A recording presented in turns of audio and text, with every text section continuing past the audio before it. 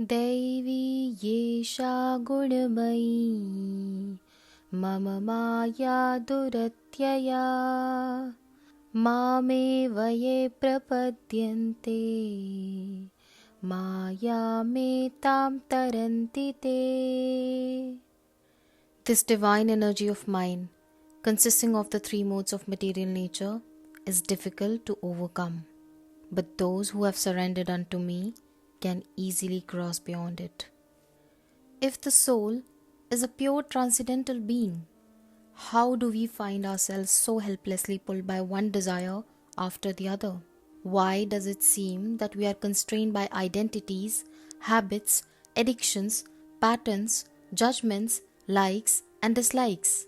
While suffering the consequences of overeating, a person might be lamenting, promising himself that he will never repeat the same mistake.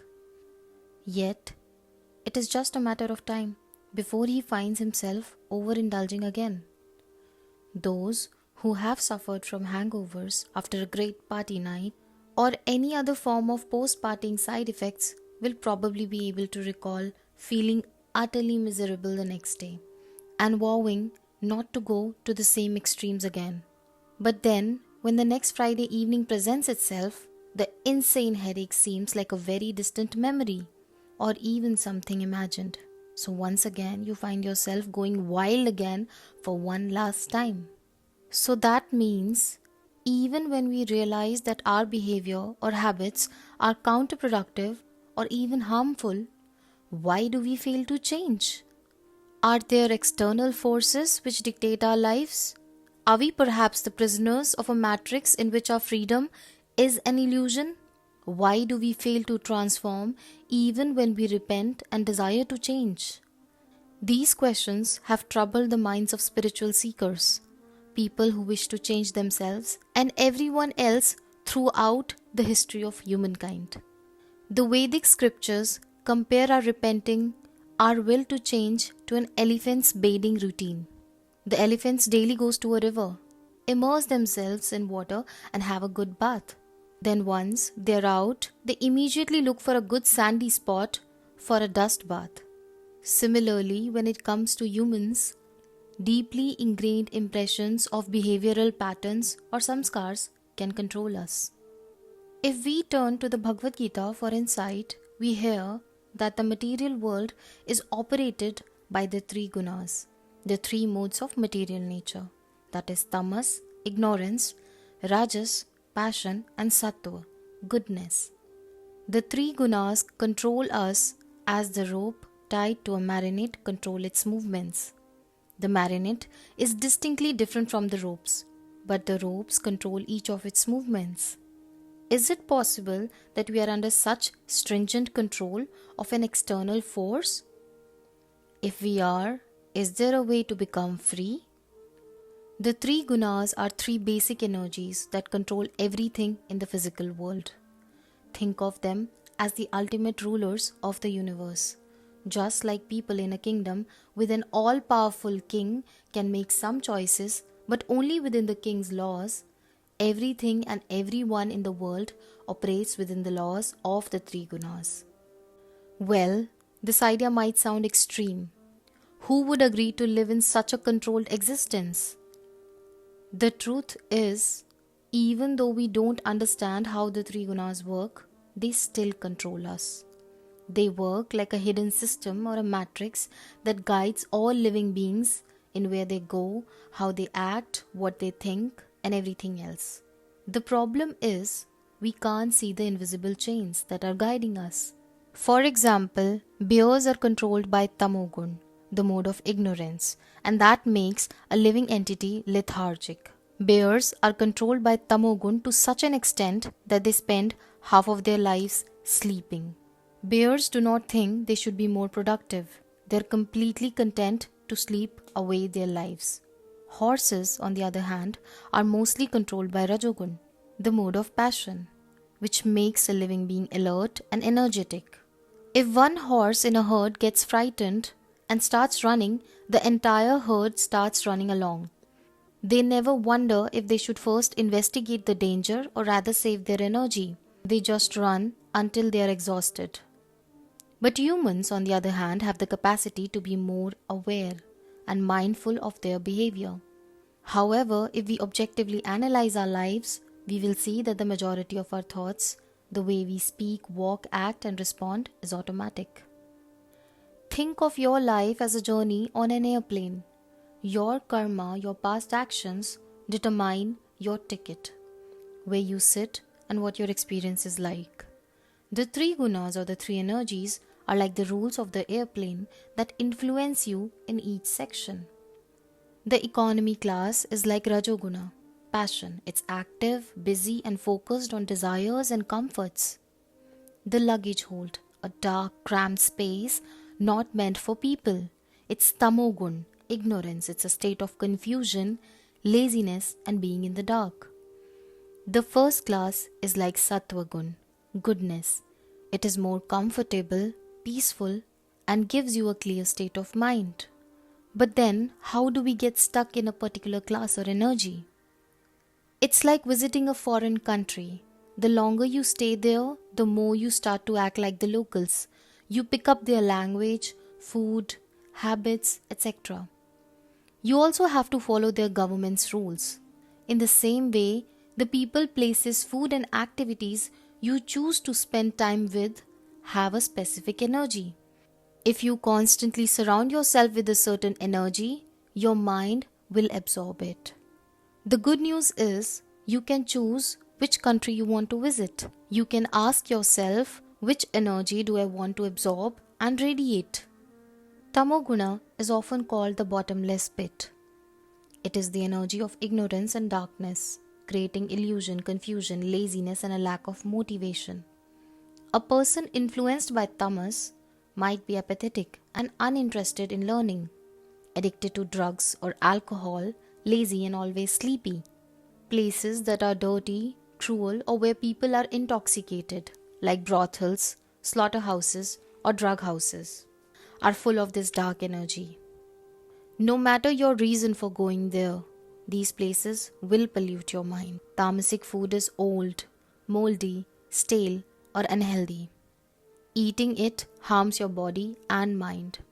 Just as some animals eat garbage, a person influenced by tamas will eat food without caring if it is clean, fresh, or nutritious.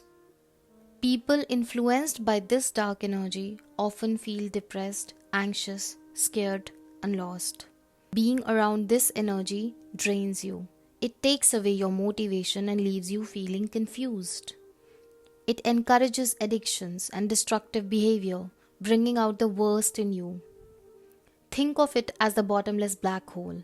The further you fall, the harder it is to get out. So if it is so bad, why do people get pulled into it? And here's the simple answer to your question. People get pulled into this dark energy in subtle ways, often because it offers an easy escape. It can start with simple habits like staying in your comfort zone, choosing to be lazy or procrastinate instead of taking action, seeking quick escapes using substances, mindless entertainment, or sleep to avoid problems or difficult feelings, or having negative influences, spending time with people who are pessimistic, cynical, or who encourage bad habits. At first, these choices can feel comforting or easier than facing a challenge. But over time, these habits form a chain that pulls a person deeper into that energy of laziness, confusion, and ignorance, making it very hard to break free. Let us understand this with the story of how the king of heaven became a pig. In the Vedas, there is a story about Lord Indra, who is the king of all demigods and lives in luxury in Indralok. Indra has the most magnificent palace, the tastiest food, the most beautiful entertainers, and the most stunning wife, Sachi Devi. As the king of all demigods, Indra was bestowed with the highest quality of living. There came a time when receiving respect, praise, and adoration from all other gods made Indra proud of his position and forgetful of the importance of showing respect to others. One day, when Indra's spiritual master, Brihaspati, that is Jupiter, arrived, Indra remained seated on his bejeweled throne, failing to acknowledge the arrival of his guru. Brihaspati ashamed to see the vanity of his disciple, decided to curse Indra to become a wild pig. From being the highest royalty in heaven, Indra fell down to live on the earth planet as a wild pig. Now Indra quickly adapted to this new lifestyle. He found joy in taking mud bath, found a pig wife with whom he had several piglets. His life seemed perfectly fulfilling as he had a family, lived in a cave and ate from dumps. Meanwhile, in the heavenly planets there was a crisis, as no one else had been able to step up to Indra's place to rule. Out of dismay, the demigods approached Lord Brahma, the creator of the universe, and asked if he could reinstall Indra as the king. Lord Brahma and everyone else realized they needed Indra. So Lord Brahma went down to the planet Earth to ask Indra to return. Upon seeing Lord Brahma, Indra could not recognize him and was astonished at the luminous celestial being. Indra, being perplexed, asked Brahma, "Who are you, mystical creature, and why have you come here?"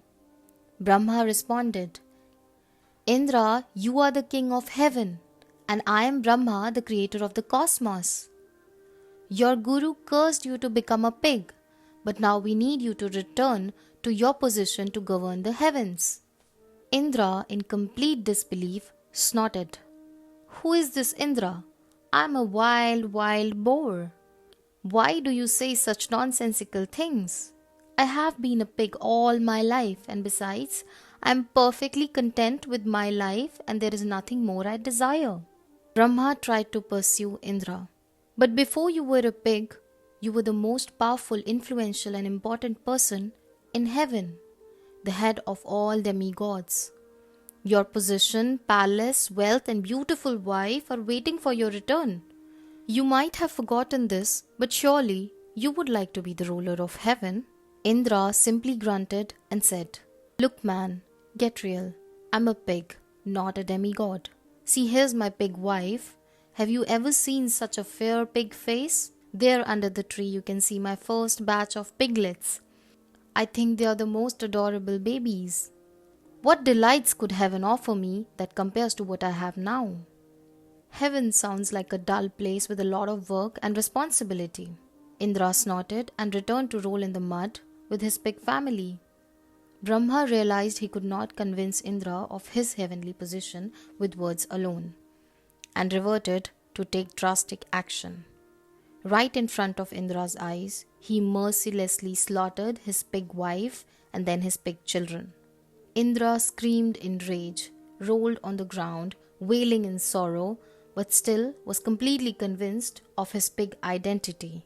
Brahma turned to his last resort and slew Indra's pig body. When the big boar's body fell dead on the ground, Indra awoke from his illusion. He realized that he had been carried away by the pig part he was playing. Indra was deeply grateful that Brahma had come to save him from his misconception and return to his original position in heaven. So what can we learn from Indra becoming a pig? The story of Indra teaches us two main lessons. The first lesson is comfort can be a trap. We can become so used to a bad situation, like being lazy, negative, or stuck in bad habits, that we start to think it's a good and comfortable life. We forget that we are capable of something much better, just like the pig who thought mud was better than a palace. The second lesson is ignorance is bliss, and that is an illusion. The energy of ignorance, that is tamogun, tricks us. It makes us see misery as pleasure, like a pig that enjoys eating garbage. The problem is, we don't even realize we are suffering. The story warns us that this kind of unaware happiness is false and keeps us from reaching our true potential. Humans can become convinced to believe that any sort of existence, no matter how dirty, repulsive, and meaningless, is pleasurable. We can become attached to whatever situation, culture, or habits we are accustomed to, and be convinced that it is ideal. Pigs relish eating stool, while a human being would feel nausea simply by the thought of it. The Bhagavad Gita explains that tamogun keeps us unconscious of all the suffering it causes to us. So if we suffer without being aware of it, is that really an undesirable situation? If a person has leprosy, the disease damages their nerves. This makes parts of their body numb, so they can't feel pain. Because they can't feel pain, they might accidentally injure themselves badly without knowing it, which can lead to more damage. This shows us a simple truth. If we don't know we are being hurt, we can't stop the damage. And this is a dangerous situation, especially for spiritual growth. If you can't feel that your choices are harming your mind and spirit, you will never try to change them. So what is the solution? The solution is Sattva Gun. Sattva Gun is that energy that one can experience in the early morning when the world is quiet, the mind is clear, and our thoughts are focused. A place under the influence of Sattva Gun will be clean, organized, uncluttered, and light. Although Sattva Gun may sound attractive to some people, to others it may just sound too dull and predictable.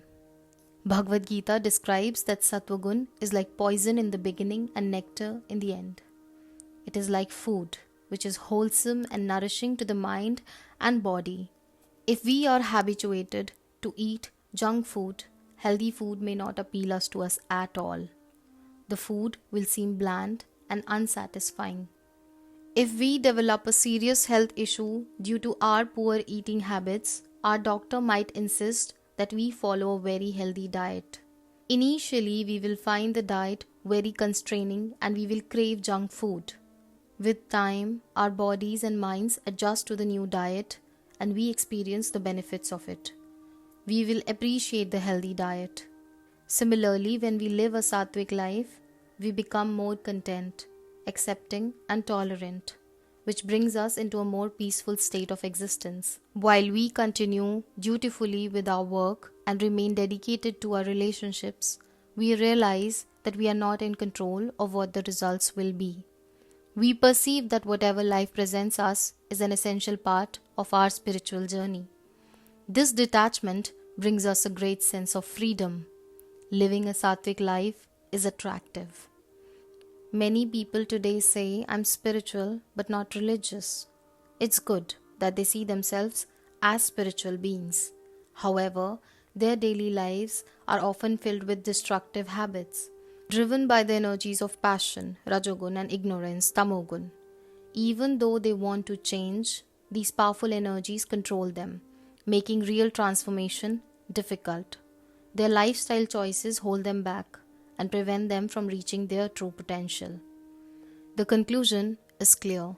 To reach our highest potential, we must live by positive principles. Our spiritual nature is like the ability to speak in a baby. It's there, but it's undeveloped. Just as a child needs to be taught how to speak, we need to nurture our spiritual self. If we don't make the effort, our potential will remain hidden. To awaken it, we must overcome our lower desires and actively choose a better way to live. Hare Krishna, Krishna Krishna, Hare Hare, Hare Ram, Ram Ram, Hare Hare.